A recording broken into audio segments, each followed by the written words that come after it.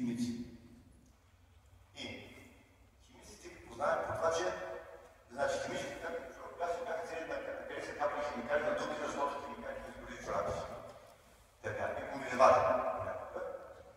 Така, а слонци познаят по червените очи.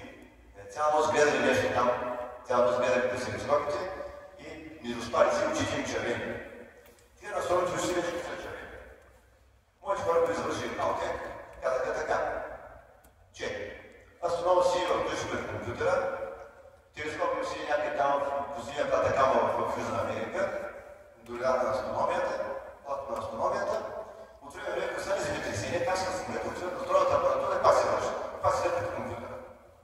И няма учени да се червени. Всичко е казано някаква памет и си работи на дневна светлина. Времената се промениха. Нали така? Но тия всичко удоволствие не са вечни. Всичко е преходно.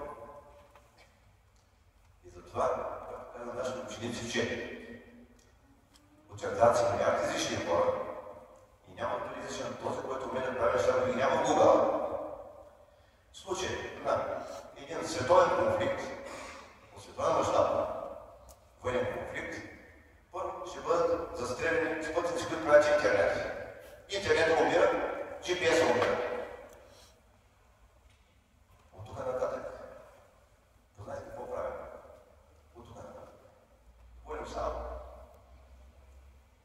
Аз ще оцелят тия, които умеят да смятат и без интернет, и без изкуствен интернет.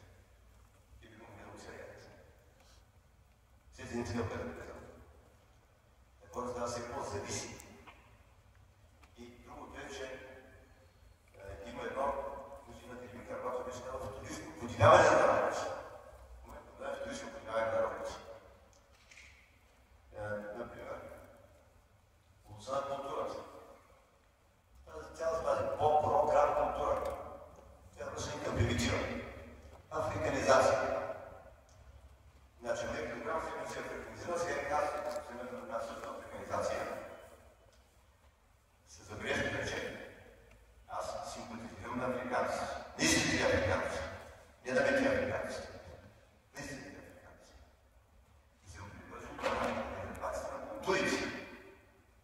Етно-религиозни резервации. За мен идеалът е Швейцария.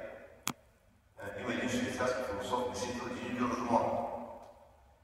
Доста повече от век.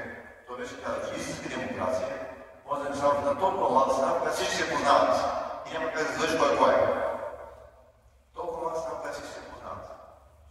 Швейцария има 20 няколко кантона. Всеки кантон, значи има 4 езика се говорят, официални религии се изповядват. Никой си никой не се бие.